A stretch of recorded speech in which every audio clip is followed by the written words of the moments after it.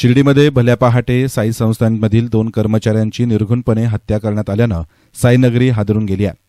एकूण 3 जणांवर विविध ठिकाणी चाकू हल्ला करण्यात आल्यानं यामध्ये 2 जणांचा जागीच मृत्यू झाला तर 1 जण जखमी असून त्याच्यावर लोणी येथील प्रवरा रुग्णालयामध्ये उपचार सुरू आहेत। याबाबत अधिक माहिती अशी की साई संस्थांमधील सुरक्षा रक्षक नितीन कृष्णा शेजूळ ड्युटीहून घरी जात असताना तर साई मंदिरातील कर्मचारी सुभाष घोडे हे ड्युटीवर येत होते। कृष्णा देहरकर हे गावातून घरी जात असताना या तिघांवर विविध ठिकाणी 2 जणांकडून धारदार शस्त्राने वार करण्यात आले। मोटरसायकलवर आलेल्या दोघांनी चोरीच्या उद्देशानं या तिघांना अडवून त्यांच्याकडील रक्कम हिसकावून घेतल्याचं कळतंय। इतक्यावरच न थांबता या आरोपींनी या तिघांवर चाकूने असंख्य वार केले। यामध्ये दोघांचा जागेवरच अंत झाला। दरम्यान हा प्रकार सीसीटीव्ही कॅमेऱ्यात देखील कैद झाला असून पोलिसांनी अपघात असल्याचं सांगून घटना गांभीर्यानं न घेतल्यानं मृतांचे नातेवाईक आणि नागरिकांनी संताप व्यक्त केला। घोडे यांच्या नातेवाईकांनी आरोपींना जोवर अटक होत नाही तोवर मृतदेह ताब्यात न घेण्याची भूमिका घेत याप्रसंगी रुग्णालयात टाहो फोडला। मावस भाऊ सुभाष घोडे ना मंदिरामध्ये ड्युटीला आपल्या कर्मचाऱ्यांच्या वतीनं झाला पाहिजे। आमचा मावस भाऊ आहे ना ड्युटीला सकाळी मंदिरात येत होता ना, त्याला अज्ञात व्यक्तीने चाकू हल्ला केला।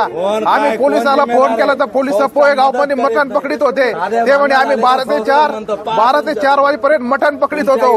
ते जर पोलीस इथं आले असते तर एकूण झालं असतं, आमचा भाऊ वाचला असता। तर पोलिस जर वेळेवर इकडे गस्त घातली, रोज गस्त असते पण रात्री कार्ड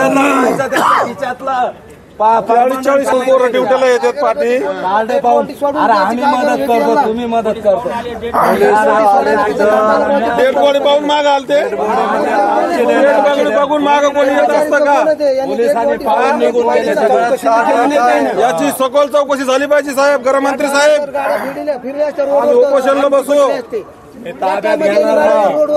दरम्यान माजी खासदार डॉक्टर सुजय विखे पाटलांनी घटनेची माहिती समजतात तात्काळ शिर्डी गाठत साई संस्थांच्या रुग्णालयात येत नातेवाईकांची भेट घेतली। ज्या पोलीस कर्मचाऱ्यांनी अपघात म्हणून माहिती दिली त्यावर आणि दोषी पोलीस कर्मचारी अधिकाऱ्यांवर कारवाईचा सुजय विखे पाटलांनी इशारा दिला असून तात्काळ आरोपींना अटक करण्यात येईल अशी ग्वाही देखील दिली। 4 वाजता पहाटे अशा प्रकारे चाकूने वार करण्यात आले। खरं तर अशी घटना पहिली कधी घडलेली नाही। ही अचानक झालेली एक निर्घृण हत्या आणि कृत्य आपल्या परिसरामध्ये घडलं आणि 4च्या सुमारास झाल्यामुळे फार लोक जागे नव्हते। हा निरोप येता येता 6-7 वाजले तर 2 बॉड्या वेगळ्या वेगळ्या स्पॉटवर सापडल्या। एक आता आमच्या प्रवरा मेडिकलला उपचार घेतोय, तो डोक्यातून बाहेर यावा कदाचित ही अपेक्षा मला माहिती आहे, डॉक्टरशी मी बोललो नाही। पण हे जे 2 लोक सीसीटीव्हीवर दिसतात त्या पद्धतीने हे कृत्य झालेलं आहे।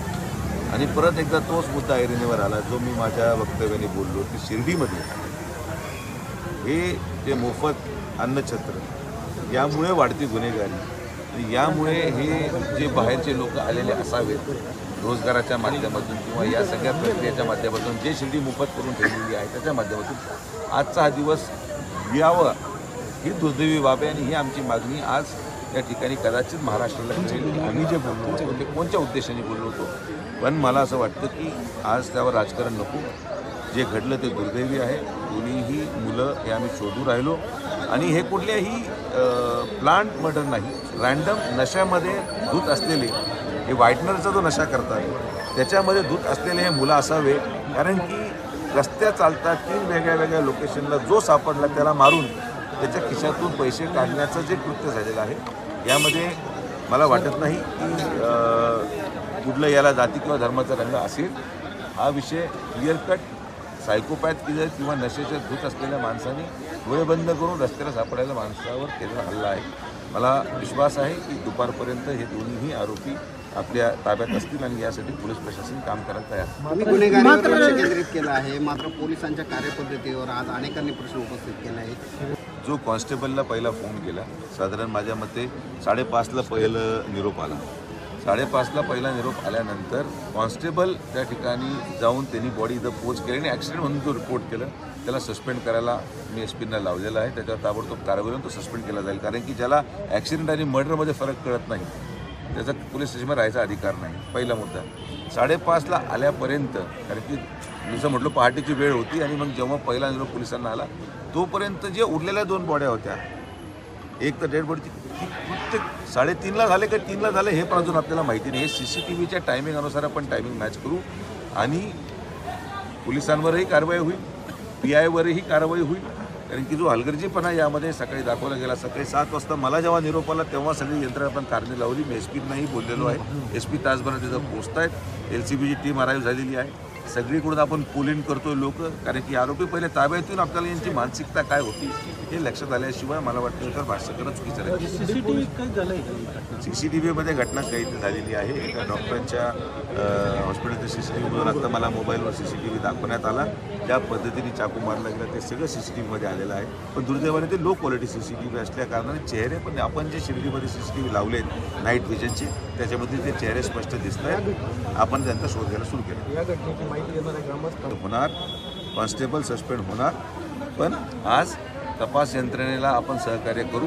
आरोपी पुढे दुसरं अजून कृत्य करायला नको, कारण की हे कदाचित नशेच्या धुंदीमध्ये अजून काय करून बसतील म्हणून आपण ताबडतोब याच्यावर कारवाई करणं आवश्यक नाही. एवढे दिवस या सगळ्या गोष्टी मागं किंबहुना प्रयत्न केला, पण आता आपण ॲक्शन मोडवर जाऊन अजून अधिक कठोर कारवाई करू, ज्यांनी की या पद्धती पण याला सगळ्यांची जोड लागेल. याला प्रसादालयाचं पहिलं हे सगळं बंद झालं पाहिजे. तुम्ही आत्ताही सकाळी नाश्ता पाकिटाची गर्दी झालेली आहे.